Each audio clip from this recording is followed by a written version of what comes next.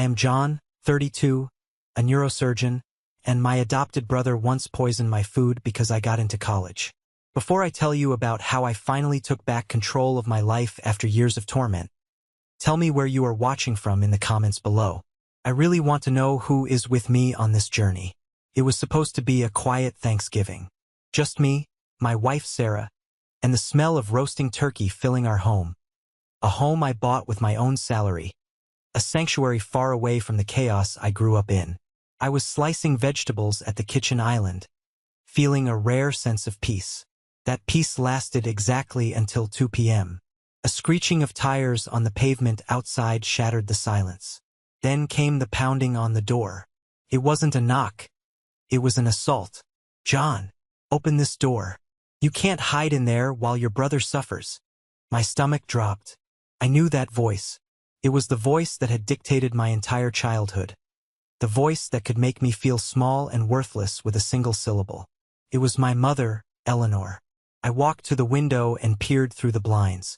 There she was, standing on my manicured lawn, phone in hand, live streaming to God knows who.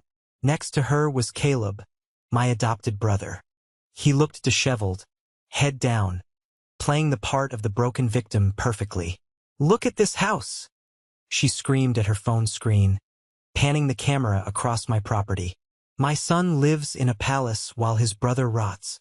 He abandoned his family. He abandoned Caleb." My hands balled into fists so tight my knuckles turned white. Sarah came up behind me, placing a gentle hand on my shoulder. "Don't open it, John. Call the police." "Not yet," I whispered, watching Caleb. He looked up at the window. For a second our eyes met. He didn't look sad. He didn't look like a victim. He looked empty. But to understand why I didn't open that door, and why the sight of my mother on my lawn made me feel a mix of rage and terrified nausea, we have to go back. We have to go back to the day the silence began. The day of the trophy. I was 16. I wasn't the coolest kid in school. I was a nerd. I loved science. While other kids were sneaking out to parties, I was building models of the nervous system. That year I had won the state science fair. It was a huge deal. It was the first time I felt like I was actually good at something, that I wasn't just Caleb's brother. I remember walking into the house that afternoon, the heavy metal trophy clutched in my hand. It was gold and marble, gleaming under the hallway lights. My heart was pounding with pride. I wanted to show my dad. I wanted, foolishly, to show my mom. "Mom! Dad!" I called out. Instead, I found Caleb in the living room. He was 13 then, having been with us for about a year. We knew he had a rough start in life before the adoption, and my parents were saints for taking him in. Or so everyone said.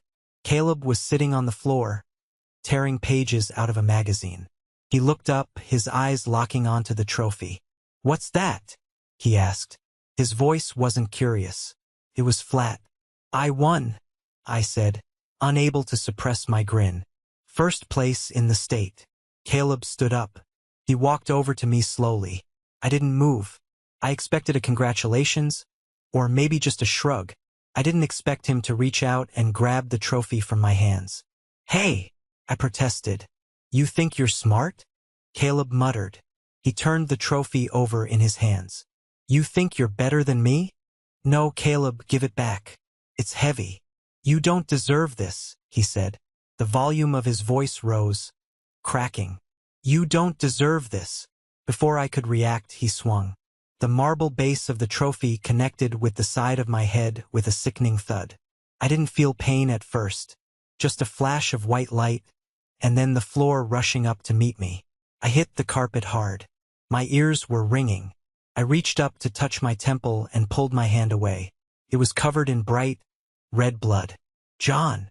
That was my dad's voice, panic-stricken. But then came my mother. I looked up, vision blurring, waiting for her to comfort me, to yell at Caleb, to do something a mother does when her child is bleeding. She rushed into the room. But she didn't run to me. She ran to Caleb. Caleb had dropped the trophy and was now screaming. A high-pitched, terrifying wail. He was rocking back and forth, clutching his own hands as if he were the one hurt. "It's okay, baby, it's okay." Mom cooed, wrapping her arms around him. She looked over Caleb's shoulder at me, lying on the floor with blood dripping onto her expensive rug. Her eyes weren't filled with worry for me. They were filled with anger. "John, what did you do?" she hissed. He hit me," I stammered, holding my head. "With the trophy." "Why did you bring that thing in here?" she snapped. "You know loud noises and shiny things trigger him. You know he has trauma, John. Why are you so selfish?" I stared at her, unable to process the words. I was the one bleeding. I was the one who had just been assaulted. "Robert, get a towel for the rug," she barked at my dad. Then she looked back at me, her voice dropping to a venomous whisper. "Don't you ever display your achievements where Caleb can see them. Do you hear me? He feels less than. He feels broken. And you come in here strutting around with your little prize? You provoked him." My dad drove me to the ER that night. I got 6 stitches. Mom stayed home with Caleb because he was too distraught to leave the house. In the car, Dad was quiet. He gripped the steering wheel so hard his knuckles were white. "Dad," I asked, my head throbbing. "Why does she hate me?" "She doesn't hate you, son," Dad sighed. But he didn't look at me. She wants to save him. She thinks if she loves him enough, she can fix him. And sometimes that means we have to make sacrifices." "My head is a sacrifice?" I asked. Dad didn't answer. That silence was the answer. That was the moment I learned the rules. In my house, there was no room for my success. There was only room for Caleb's pain. I was the healthy one, the biological one, the one who had everything. Therefore, I had no right to complain. I had no right to shine. I wish I could tell you that was the worst of it. I wish I could say that was the only time violence erupted in our home. But that trophy incident, that was just the beginning. It was the seed that grew into a poisonous tree that would shadow my life for the next decade. I learned to hide. I became a ghost in my own home. But as I lay in bed that night, feeling the throbbing of the stitches, I made a silent vow. I would get out. I would succeed. And I would never, ever let them see me do it until I was far enough away that they couldn't touch me. But as I stood at my window 8 years later, watching them on my lawn, I realized that distance hadn't been enough. They had found me, and this time, a locked door wasn't going to be enough to keep the monster out. The years between 16 and 18 were a blur of walking on eggshells. The rule was simple: John must be invisible. My mother, Eleanor, became the architect of our misery. She didn't just enable Caleb. She crafted a narrative where he was the perpetual victim and the world, specifically me, was the antagonist. If I got an A on a test, I hid the paper. If I was praised by a teacher, I didn't mention it at dinner. Dinner conversations were exclusively about Caleb's progress, Caleb's setbacks, or Caleb's bravery for simply existing. I remember my 17th birthday. I didn't ask for a party. I knew better. I just wanted to go to the movies with a couple of friends. I came downstairs that morning, hoping for maybe a card or a quiet happy birthday, before Caleb woke up. Mom was at the kitchen table on the phone. She looked frantic. "Yes, I know, but he's having an episode," she was saying into the receiver. She hung up and looked at me. "John, you need to drive Caleb to his therapy session. I have a migraine." "But Mom," I said, checking my watch. "It's my birthday. Mark and Dave are picking me up in 20 minutes. She slammed her coffee mug down. "Your brother is in crisis. He's threatening to hurt himself because he feels abandoned, and all you care about is a movie? Do you have any idea how selfish that sounds? Can't Dad take him? Your father is working.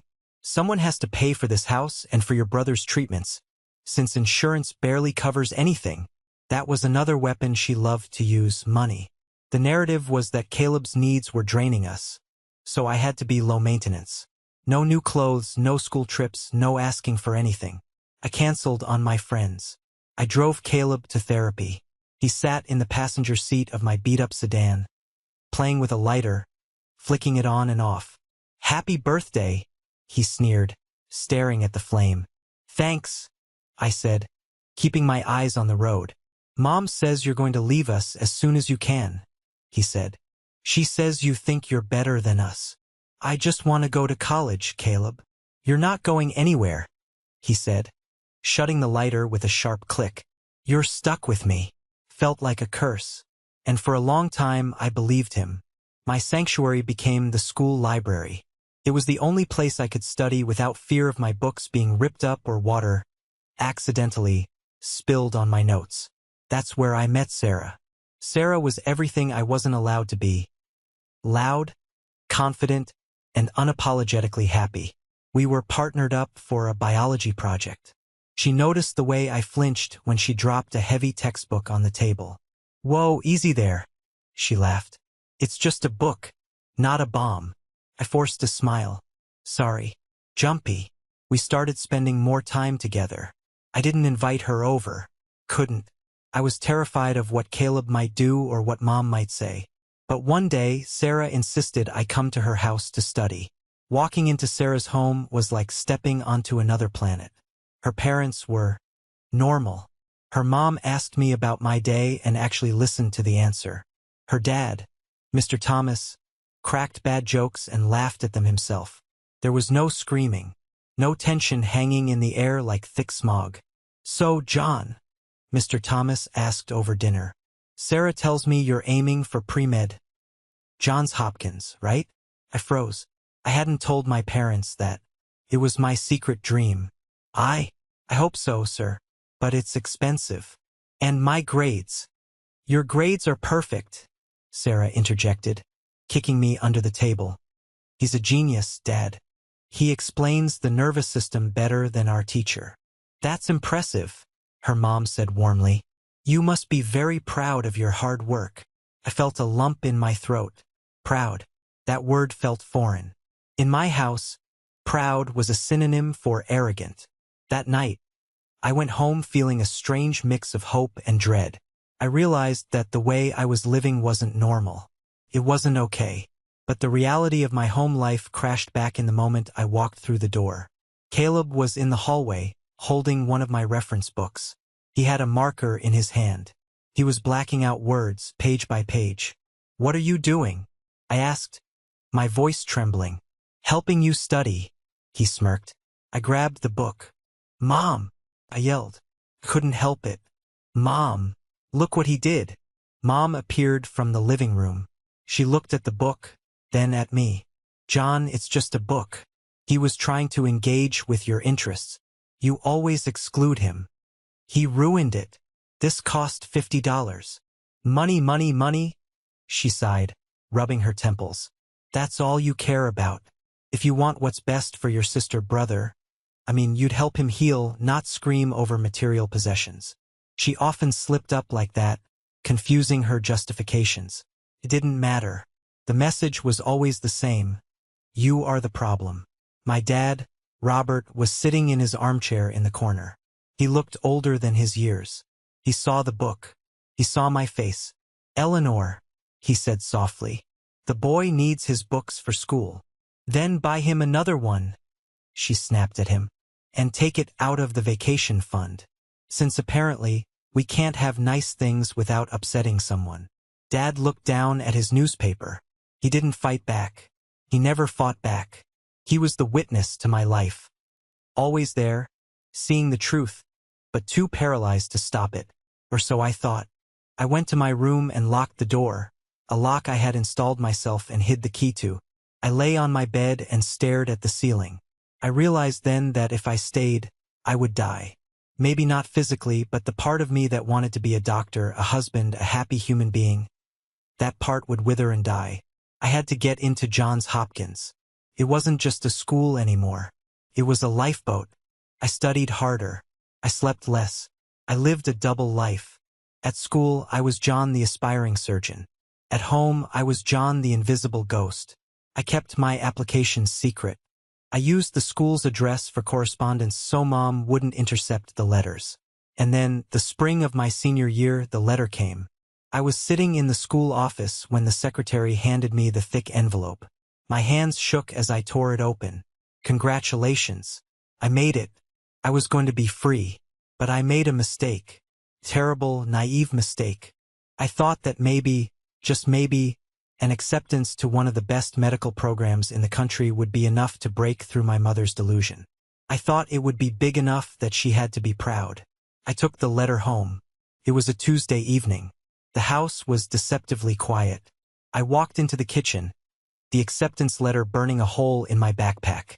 Mom was at the stove stirring a pot of soup.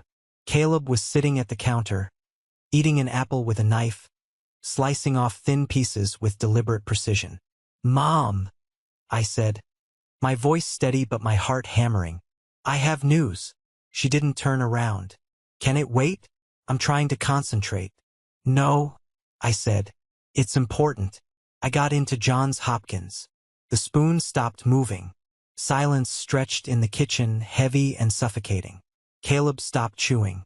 Mom turned around slowly. There was no smile, no joy.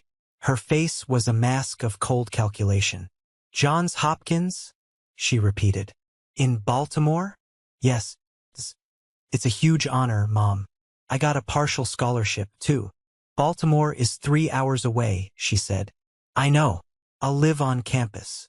"And who gave you permission to apply there?" Her voice was rising now. "We discussed this, John. The community college is 20 minutes away. You can help with Caleb. You can drive him to his appointments." "I want to be a surgeon, Mom. I can't do that at community college." She wiped her hands on a dish towel, throwing it down aggressively. "So you're just going to abandon us? After everything we've done for you? You're going to leave me alone to handle your brother?" "It's not abandoning you. It's growing up." Caleb laughed. It was a dry, humorless sound. "He thinks he's too good for us, Mom. I told you." "Be quiet, Caleb," Mom snapped, but her anger was directed at me. "You are selfish, John. Arrogant and selfish. You think this is an achievement? This is a betrayal." I grabbed my bag. "I'm going, whether you like it or not." I turned and walked out. I didn't wait for dinner. I drove to Sarah's house and cried in her driveway until I could breathe again. When I returned home late that night, the house was dark. I crept to my room, expecting a fight, but there was silence. I thought the storm had passed. I was wrong. The storm was just gathering strength. 2 days later, the atmosphere in the house shifted. Mom was oddly quiet. Caleb was pleasant. Too pleasant. "Hey," Caleb said to me on Thursday afternoon. "Mom's working late. I made pasta.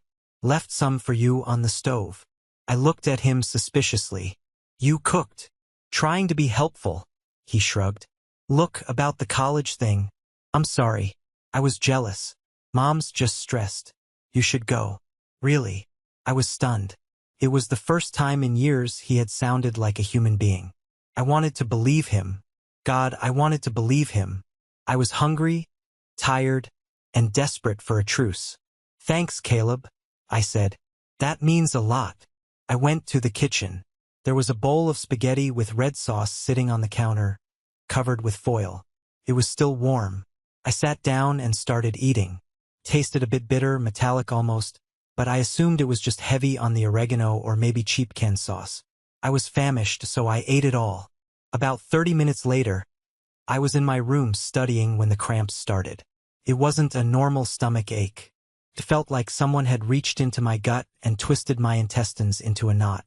I doubled over, gasping. Then came the nausea, violent and uncontrollable. I ran to the bathroom and retched until there was nothing left. But the pain only got worse. My vision started to swim. My hands were shaking so hard I couldn't grip the sink. Sweat poured down my face. "Mom!" I tried to yell, but it came out as a croak. I collapsed on the bathroom floor. The tiles were cold against my cheek. Through the open door, I saw a pair of sneakers. Caleb's sneakers. I looked up. He was standing in the hallway, watching me. He wasn't smiling. He was just watching, like a scientist observing a rat in a maze. "Help me!" I wheezed. He just stood there. Luckily, my friend Mark chose that exact moment to drop by to return a borrowed calculator. He had a key, something I'd secretly given him months ago in case I ever got locked out. "John," Mark called out from downstairs. "You home?" He found me on the bathroom floor, convulsing. Caleb had disappeared into his room. Jesus Christ, John, Mark yelled. He didn't ask questions. He called 911 immediately. The next few hours were a haze of ambulance sirens, bright lights, and the taste of charcoal. I was in the ER again. They pumped my stomach. When I finally woke up, groggy and weak, a doctor was standing over me. And a police officer. John, the doctor said, his face grim. We found high concentrations of rodenticide in your system. Rat poison. My blood ran cold. The bitter taste. The metallic tang. Is my family here? I whispered. Your mother is outside, the officer said. She claims you must have eaten something bad at school. But your friend Mark, he brought in a box of rat poison he found in your kitchen trash can. It had fingerprints on it. My mother burst into the room then, pushing past the officer. She looked frantic, but not for me. John. Oh, thank God. She rushed to the bed, grabbing my hand. Then she leaned in close, her eyes wide and intense. Listen to me. You made a mistake. You were depressed, right? The pressure of school? You did this to yourself. I stared at her. What? Tell them it was an accident or a suicide attempt, she whispered urgently. Please, John, if you tell them Caleb did it, they'll take him away. He'll go to prison. He's sick, John. He didn't know what he was doing. He thought it was just seasoning. He's confused. Rat poison isn't seasoning, Mom, I rasped. He's your brother, she hissed. If you ruin his life, I will never forgive you. You have a future. You're going to Hopkins. Don't destroy this family on your way out. I looked at the officer, then at my mother. I saw the desperation in her eyes. Not to save me, but to save her narrative. If Caleb was a murderer, she was a failed mother. If I was suicidal, she was just a tragic mother with a troubled son. Officer, I said, my voice gaining strength. I did not do this to myself. My brother fed me dinner. He watched me eat it. My mother let go of my hand as if it burned her. She stepped back, looking at me with pure hatred. You liar, she spat. You ungrateful, hateful liar. That was the moment the bridge burned. I watched them escort her out. I lay there in that hospital bed, alive but orphaned in every way that mattered. I realized then that staying in that house wasn't just toxic. It was lethal. After the poisoning incident, the dynamic shifted from psychological warfare to a Cold War. Because Caleb was a minor with a documented history of severe psychological issues, and because my mother hired an expensive lawyer, using money she claimed she didn't have for my college, Caleb avoided juvenile detention. He was mandated to intensive outpatient therapy. I didn't go back home. Couldn't.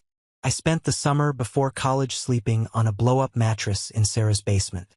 Her parents, bless their souls, took me in without hesitation. They became my real family. But legally, I was still tied to Eleanor and Robert.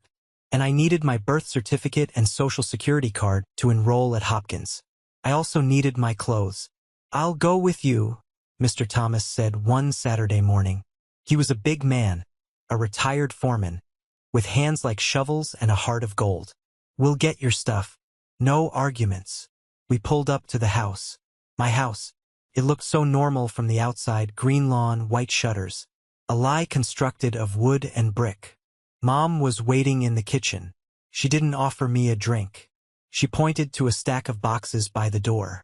I packed your things, she said coldly, since you prefer the company of strangers. They're not strangers, Mom. They're the people who didn't poison me. She narrowed her eyes.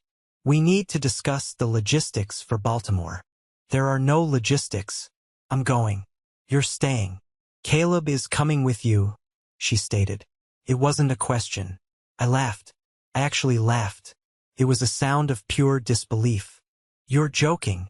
There is a trauma center in Baltimore that specializes in attachment disorders. It's the best in the country. Caleb needs to be there. You will get an apartment off campus with 2 bedrooms. You will take him to his sessions. It's the least you can do after the humiliation you caused us with the police. No, I said. Excuse me? No.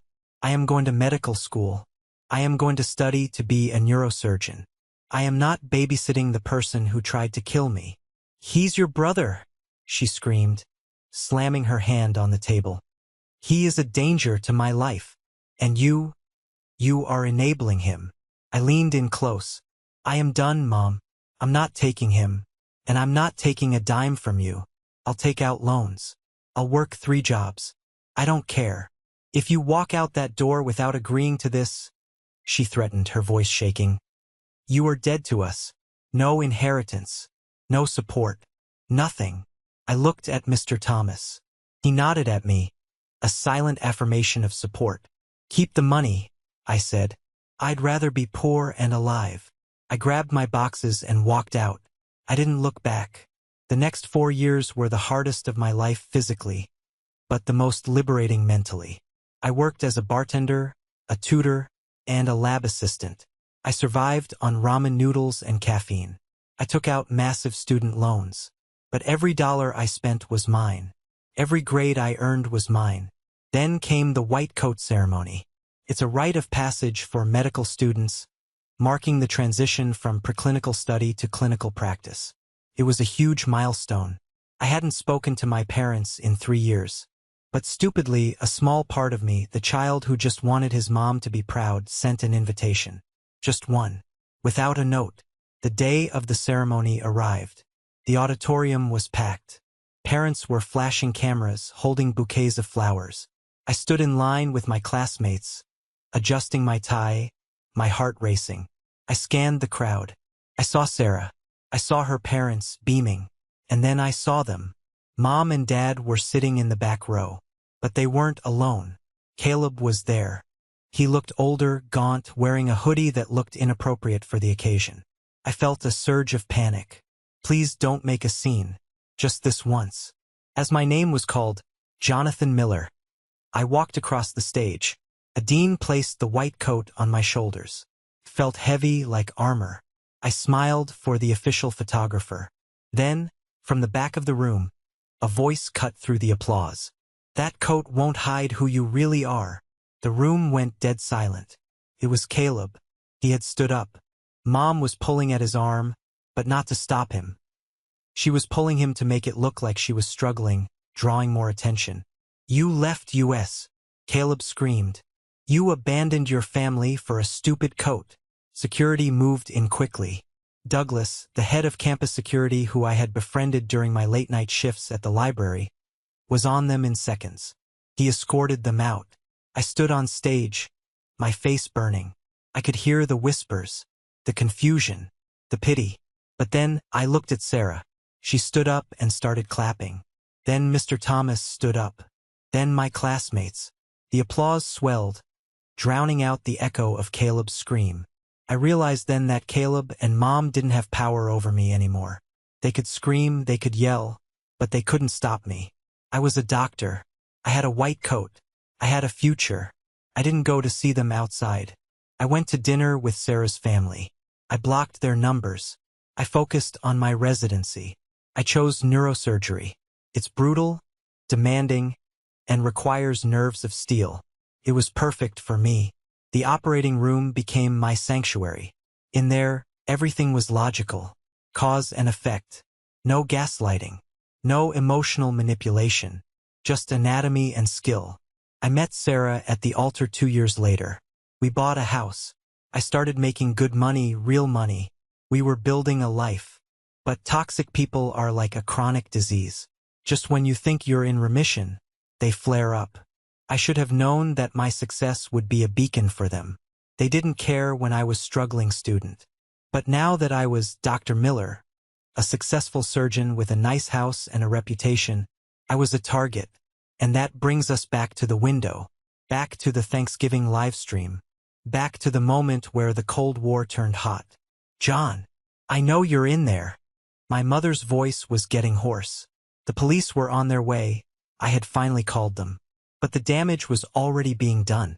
I could see notifications popping up on my phone. Friends, colleagues, even a few patients were messaging me. John, is that your mom on Facebook Live? Dr. Miller, what is going on? She was tagging the hospital. She was tagging the medical board. She was accusing me of elder abuse and neglect of a disabled dependent. This ends today, I told Sarah. I unlocked the front door. John, wait, Sarah cried. I stepped out onto the porch. The cool November air hit my face. My mother stopped screaming. She pointed the phone directly at me. There he is, she announced to her digital audience.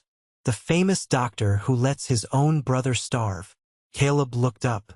He looked tired. He didn't look angry anymore. He just looked done. Mom, put the phone down, I said calmly. My voice was steady, practiced from years of delivering bad news to patients. Not until you agree to pay for Caleb's treatment. Not until you apologize. I have nothing to apologize for, and you are trespassing. A police cruiser pulled up. 2 officers stepped out. Thank God. Ma'am, step away from the property, one officer ordered. This is my son's house. I have rights, she shrieked. But then, another car pulled up. A sedan I recognized. It was my father's car. Robert stepped out. I hadn't seen him in years. He looked frail, but he was moving with a purpose I had never seen before. He was carrying a thick accordion folder. Robert, Mom yelled. Tell them how he abandoned us. Dad walked past her. He didn't even look at her. He walked straight up the driveway to me. He looked me in the eye, and I saw tears. I'm sorry, John, he whispered. I'm so sorry I took so long. He turned to the officers and my mother. Officer, Dad said, his voice shaking but loud enough for the phone to pick up. I would like to file a report against my wife, Eleanor Miller. Mom froze. Robert, have you lost your mind? Dad opened the folder. He pulled out a stack of papers. These, he said, holding them up, are medical records, Caleb's records, the real ones. He looked at the camera my mother was still holding. For 15 years, Dad said, addressing the audience my mother had gathered, Eleanor has been switching Caleb's medication. She has been giving him sedatives when he needed antidepressants. She has been feeding him lies that he is too sick to work, too sick to learn, too sick to live without her. Liar! Mom screamed. She lunged at him, but the officer caught her arm. I have the toxicology reports from the hair samples I took from Caleb's pillow, Dad continued, relentless. I have the emails where she threatened the trade school Caleb wanted to attend, telling them he was violent so they would reject him. She didn't want him to heal. She wanted a pet. She wanted a victim she could parade around to get sympathy for herself. The silence on the lawn was deafening. Caleb slowly lifted his head. He looked at Mom. You called the trade school? Caleb's voice was small. You told me they rejected me because I wasn't smart enough. I did it for you. Mom cried, struggling against the officer. You aren't ready. You need me. And John, Dad said, turning to me. She didn't just ignore the poisoning. She knew about it. She watched Caleb put the powder in the sauce. She thought if you got sick, you'd miss the enrollment deadline and stay home. The world seemed to tilt on its axis. She knew. She had watched. I looked at the woman who gave birth to me. I saw no love. I saw a monster who would consume her own children to feed her ego. You are sick, Eleanor, Dad said, and I am done being your accomplice. The police handcuffed her. She was screaming, cursing all of us, calling us traitors. But as they put her in the back of the cruiser, she looked small, pathetic. I looked at Caleb. He was standing alone on the driveway. The golden child, the monster, the enemy. He was shaking. He wasn't the villain. He was the weapon she had forged. And now the weapon was broken.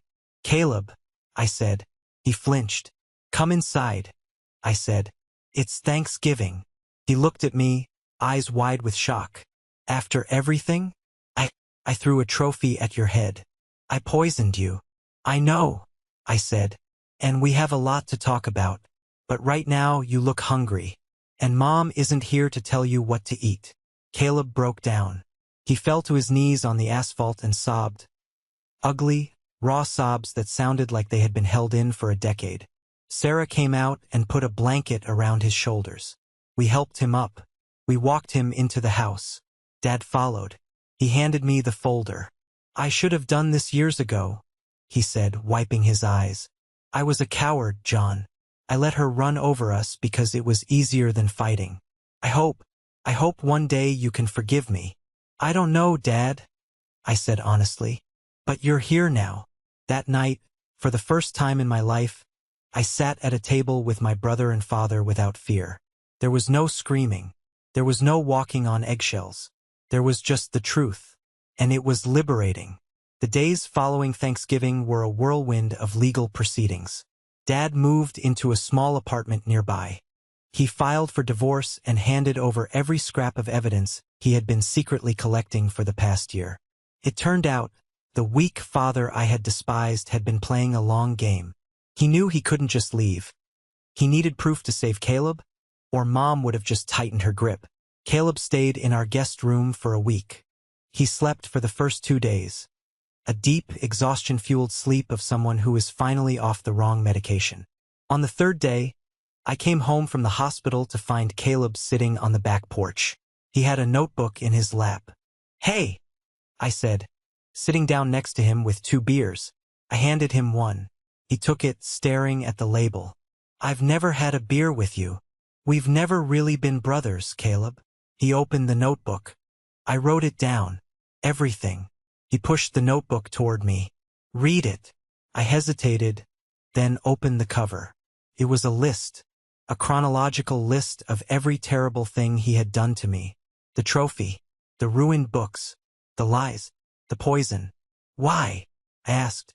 "Because," Caleb said, looking out at the yard. "When I saw you with that trophy, you looked like a hero. And Mom, she always told me I was broken. Broken people don't get trophies. Broken people break things. So I broke you. I thought if I brought you down to my level, I wouldn't be alone down there." He took a shaky breath.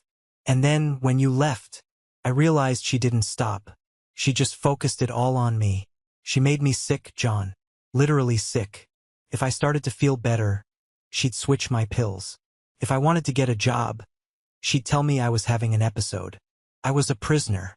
I looked at the scars on his arms, faint white lines. "I'm sorry I left you there," I said. "I saved myself. But I left you in the fire." "You had to," Caleb said. "If you stayed, she would have destroyed us both. You getting out, it gave me proof that it was possible. Even when I screamed at you at your ceremony. A part of me was jealous, but a part of me was glad you were out." We sat in silence for a long time. The anger I had held onto for 15 years, the burning hatred for the boy who ruined my childhood, began to dissipate. It was replaced by a profound sadness for the wasted years. "So what now?" Caleb asked. "Now," I said, clinking my bottle against his. "You get clean. You get a real therapist. And you figure out who Caleb is when Eleanor isn't whispering in his ear." "I like wood," he said suddenly. "What?" "Woodworking. I used to watch videos of it in secret. I want to build things. Tables, chairs, things that last." "Then do it," I said. "Dad's got some money saved up, the vacation fund she never let him use. He wants to help you with trade school. The real one this time." A week later, Caleb moved into a group home that specialized in adults recovering from domestic trauma. It wasn't a punishment. It was a stepping stone. He needed to learn how to live without a controller. The legal battle with Mom was ugly. She played every card, the victim, the martyr, the abandoned mother. But the evidence was overwhelming. The Munchausen by proxy diagnosis, combined with the financial fraud she had committed using Caleb's disability checks, was enough. She didn't go to prison for a long time, but she was stripped of any power over Caleb and issued a restraining order. She ended up alone. Her sister, Aunt Linda, who had always added fuel to the fire, ghosted her the moment the scandal became public. Mom sits in that big house now, surrounded by expensive rugs and silence, posting vague status updates on Facebook that no one likes. 6 months later, I walked into my garage. There was a large, heavy object covered in a sheet. "Happy birthday," Caleb said. He looked different. He had gained weight. His eyes were clear. He was covered in sawdust. I pulled off the sheet. It was a coffee table. Hand-carved walnut, smooth as glass, with intricate joinery. It was beautiful. "It's not a trophy," Caleb said, rubbing the back of his neck. "But it's solid.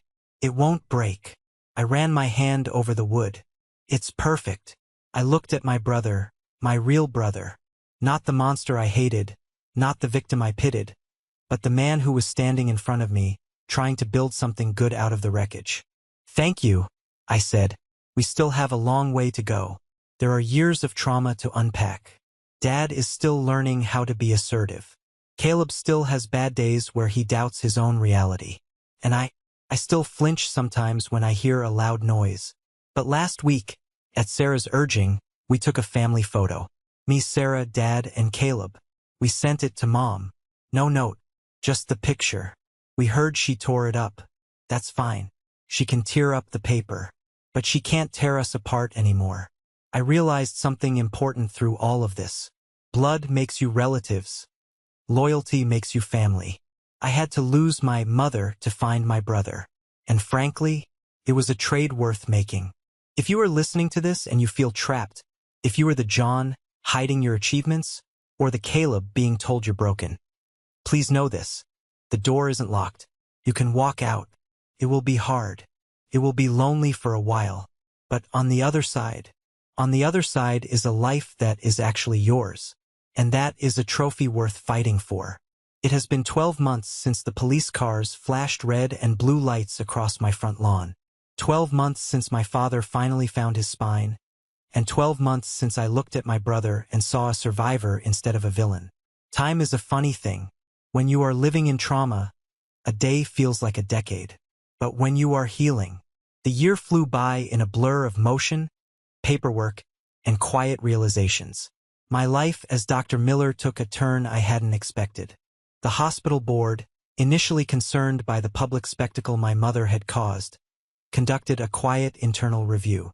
Thanks to the documentation my father provided, and the sterling character references from colleagues like Dr. Halloway, I wasn't reprimanded. In fact, I was given a promotion. I became the youngest attending neurosurgeon in the department. With that promotion came a significant bump in my salary. For the first time in my life, I had screw you money. Not the kind that buys Ferraris or private jets. I still drove my reliable SUV, but the kind that buys security. I paid off the last of my student loans. I set up a savings account. And most importantly, I bought 2 tickets to Italy for Sarah and me. We sat on a terrace in Florence, drinking wine that cost more than my weekly food budget used to be in college. Sarah looked at me over the rim of her glass, the Tuscan sun setting behind her. "You look different," she said. "Different how?" "Lighter," she smiled. "You don't carry your shoulders around your ears anymore." She was right. The weight was gone. But the real work wasn't happening in Italy. It was happening back home, in a dusty workshop on the edge of town. When we returned, my first stop wasn't the hospital. It was the collective housing unit where Caleb had been living. It wasn't a fancy place, but it was safe. It was run by a former military medic who took no nonsense and understood deep trauma. I walked around the back to the shed they used for vocational training. The smell of sawdust and varnish hit me before I even saw him. The rhythmic sound of sandpaper on wood was the only noise. "Hey!" I called out. Caleb jumped slightly. Old habits die hard. But he settled quickly when he saw it was me. He put down the block of maple he was smoothing. He looked healthier. The gaunt, hollow look was replaced by muscle. His hands, once used to break things or harm himself, were now covered in with glue and purpose. "John," he nodded. "How was Italy?" "Full of carbs and old buildings," I joked. "What are you working on?" He stepped back to reveal a chair. It was a rocking chair, elegant and sturdy. "It's for Dad," Caleb said quietly. "For his new apartment. He complains about his back when he reads." I ran my hand along the armrest. It was incredibly smooth. "He's going to love it. I'm using the money from the..." Caleb hesitated. "The college fund?" I asked. He nodded. "Yeah. Dad managed to wrestle control of it from her during the divorce settlement. It wasn't much left after she drained some of it for her medical expenses. But it's enough for trade school. I start the master carpentry program next month. The mention of the divorce brought a shadow over the conversation. It had been a brutal, ugly war. My mother, Eleanor, didn't let go of her possessions or her people easily. She had fought for every teaspoon, every painting, every dime. She had dragged my father through the mud, accusing him of infidelity, of abuse, of theft. "Have you heard from her?" I asked. I had to know. Caleb picked up the sandpaper again. He didn't look at me. "She sent a letter to the center. The director intercepted it, but he let me read it if I wanted to." "Did you?" "Yeah." Caleb looked at the sawdust on the floor. "She said she's sick. Real sick this time. Heart failure, she says. She said she's dying alone and it's all my fault." My stomach tightened. It was the classic play. The ultimate guilt trip. "Caleb, you know?" "I know," he interrupted, his voice firm. "I showed it to my therapist. We talked about it. It's a hook. She's fishing. If she was really dying, her lawyer would have contacted Dad's lawyer regarding the estate or the will. She just wants me to come back, so she has someone to fetch her water and listen to her lies." I looked at my brother with a newfound respect. The Caleb of 2 years ago would have been in a car halfway to her house by now, crying and begging for forgiveness. This Caleb was building a chair. He was building boundaries. "I'm proud of you," I said. He looked up, surprised. "For what?" "I haven't done anything special." "For not taking the bait," I said. "That's the hardest thing in the world to do." Later that week, I met Dad for dinner at his new place. It was a small 2-bedroom apartment. Nothing like the sprawling suburban house I grew up in, but it was clean, bright, and silent. There was no tension in the air. Dad looked 10 years younger. He had lost the stoop in his posture. "The divorce is final next week," he told me as he served up a simple pot roast. "The lawyer called this morning. She finally signed the papers. She gets the house, but I get my pension and my sanity." "Is she really sick, Dad?" I asked. Caleb mentioned a letter. Dad sighed, pouring himself a glass of water. "I spoke to Aunt Linda. Apparently, Eleanor went to the ER last week complaining of chest pains. They ran every test in the book. EKG, stress test, blood work. Nothing. They sent her home with a pamphlet on anxiety." "Classic," I muttered. "She's escalating because she's losing her audience," Dad said. "Linda finally cut her off too. Told Eleanor that she was tired of being an accessory to abuse. That was a blow. Linda was her last ally." "And you?" I asked. "Are you okay?" Dad put his fork down. He looked at me with those sad, kind eyes. "I'm lonely sometimes, John. I spent 30 years with that woman. Even when it was bad, it was familiar. But then I look at Caleb. I see him actually smiling. I see you successful and free. And I know I made the right choice. It just took me too long. You're here now." I repeated the words I had said on Thanksgiving. "That's what matters. But the universe has a way of testing your resolve just when you think you're safe." A month later, I was at the hospital, scrubbing in for a routine laminectomy, when a nurse came in holding a phone. "Dr. Miller? It's the front desk. There's a woman here. She says she's your mother and it's an emergency." My heart hammered against my ribs. I looked at the clock. My patient was prepped. "Tell security to handle it," I said through my mask. "I have a patient. She says she has records," the nurse said hesitantly. "She says she has proof of a genetic condition that you need to know about." I froze. Genetic condition? It was a lie. I knew my medical history, but the sheer audacity of it. "Tell her," I said, my voice cold and steady, "that if she doesn't leave the premises in 5 minutes, I will have her arrested for harassment and trespassing. And tell her that Dr. Miller has no mother." The nurse nodded, eyes wide, and left. I performed the surgery. My hands were steady. My focus was absolute, because that's what I do. I fix things that are broken. And I had finally realized that my mother was the one thing I couldn't fix, and I didn't have to. When I came out of the ER hours later, Douglas, the head of security, was waiting for me. "She's gone, Doc," he said. "She made a scene in the lobby, crying, wailing about ungrateful children. But we escorted her out. She drove off in that big Mercedes of hers." "Did she look sick?" I asked. Douglas shook his head.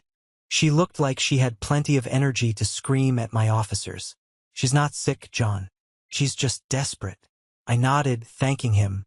I walked to the parking garage, sat in my car, and breathed. I waited for the guilt to come.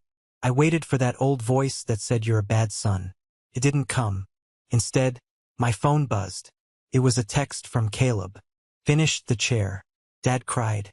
"Bringing pizza over to your place tonight?" I smiled, starting the engine.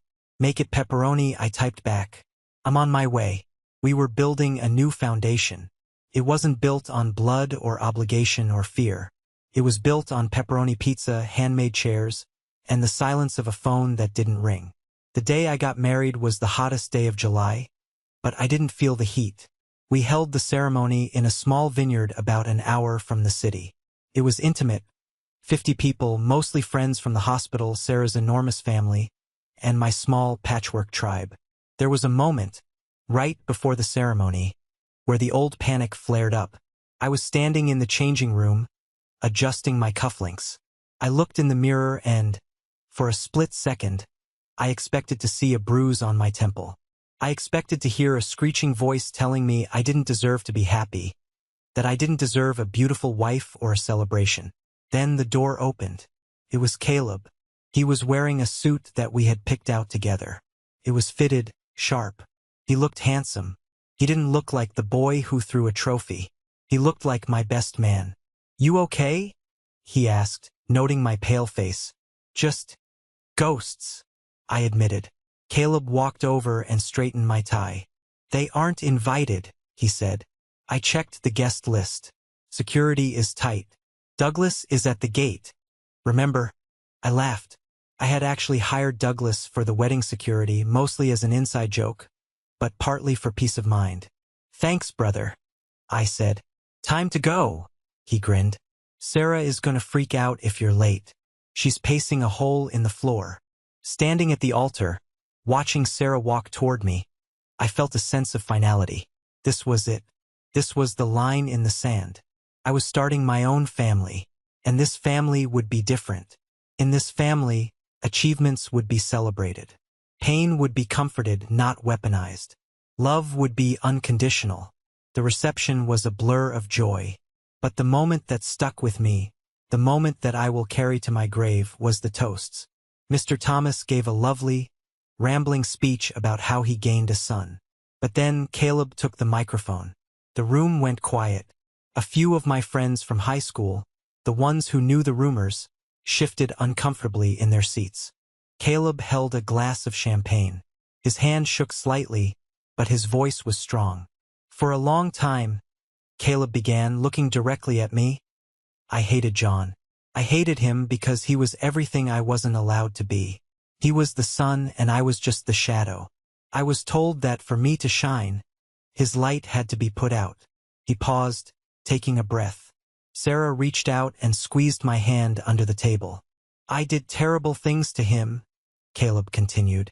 "Things that should have made him hate me forever. But John, he didn't just save himself. He came back.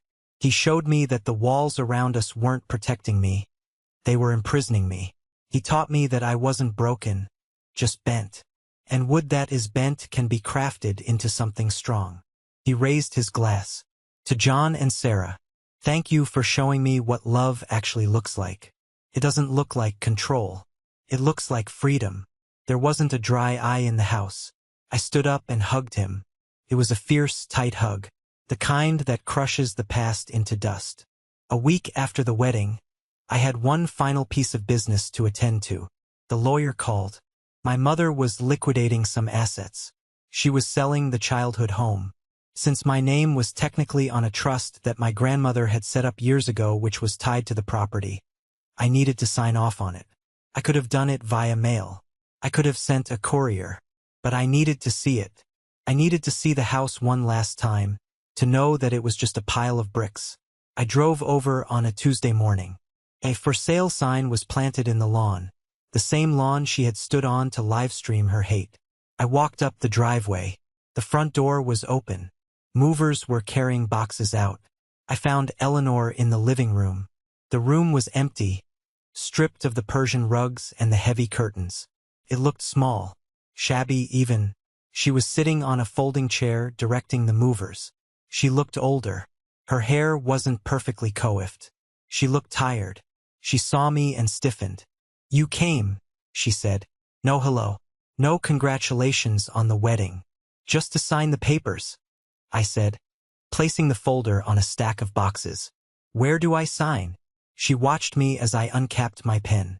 "I heard you got married," she said bitterly. "I didn't get an invitation." "No," I said, signing my name with a flourish. "You didn't. After all I did for you," she shook her head. "I sacrificed everything. I gave you a home. I gave you a brother." I stopped and looked at her. Really looked at her. For years I had seen a monster. Now I just saw a sad, lonely woman who had built a kingdom of misery and was now sitting in its ruins. "You didn't give me a brother," I said calmly. "You gave me a rival. I had to find my brother on my own, in spite of you." "He'll leave you too," she spat. "He's damaged. He'll turn on you eventually. It's in his nature." "No, Eleanor," I said. "It was in your nature. Caleb is healing. He's happy. Dad is happy. I am happy. You are the only one left in the dark." "I have money," she sneered. "I'm selling this place for a fortune. I don't need any of you." "Good," I said. "I hope the money keeps you warm at night." I turned to leave. "John," she called out. There was a crack in her voice, a sudden, desperate wobble. "John, I still have your trophy, the science one. I kept it." I paused at the door. I remembered the blood. I remembered the stitches. I remembered her hugging Caleb while I bled. "Throw it away," I said without turning back. "I don't need it. I've won much better things since then." I walked out of the house and into the sunlight. The air smelled of freshly cut grass and gasoline. I got into my car and drove away. I didn't look in the rearview mirror. There was nothing behind me that I needed. My life was in front of me. I drove straight to Caleb's workshop. Dad was there too, helping him sand a table. They were laughing about something. A deep, belly laugh that echoed off the walls. I walked in, loosening my tie. "Need an extra pair of hands?" I asked. "Always," Caleb smiled, tossing me a sanding block. We worked until the sun went down. We talked about sports, about politics, about saw blades and surgical blades. We talked about everything and nothing. And in that dusty workshop, surrounded by the smell of cedar and the sound of my family laughing, I realized the ultimate truth. I wasn't the boy who was poisoned anymore. I wasn't the victim. I was the architect of my own life. I had walked through the fire, and I had come out the other side not just alive, but whole. Thank you for listening to my story. It wasn't easy to relive those moments, but I shared them because I know I am not alone. The biggest lesson I learned, and one that took me over 30 years to accept, is that toxic loyalty is a trap. We are often taught that family is everything, that we must endure abuse, manipulation, and sacrifice our own mental health simply because we share DNA with someone. That is a lie. True family isn't defined by blood. It is defined by safety, respect, and mutual growth. My mother used family as a weapon to control us. She pit my brother and me against each other to ensure we remained weak and dependent on her. It was only when we broke that cycle, when we established firm boundaries and refused to play our assigned roles, that we began to heal. You have the right to walk away from people who hurt you, even if they gave birth to you. You have the right to succeed without guilt. You have the right to build a chosen family who celebrates your light rather than trying to dim it. I want to hear from you. What is your definition of family? Is it the people you were born with, or the people who stood by you when things got tough? Please leave a comment below with your thoughts. Or, if this story resonated with you and you agree that we need to normalize cutting ties with toxic family members, just comment the word freedom below. Seeing that word will tell me that you understand the journey we've been on. Don't forget to like and subscribe if you want to hear more about how Caleb and I are rebuilding our lives. Thank you for being my witness today. You are appreciated.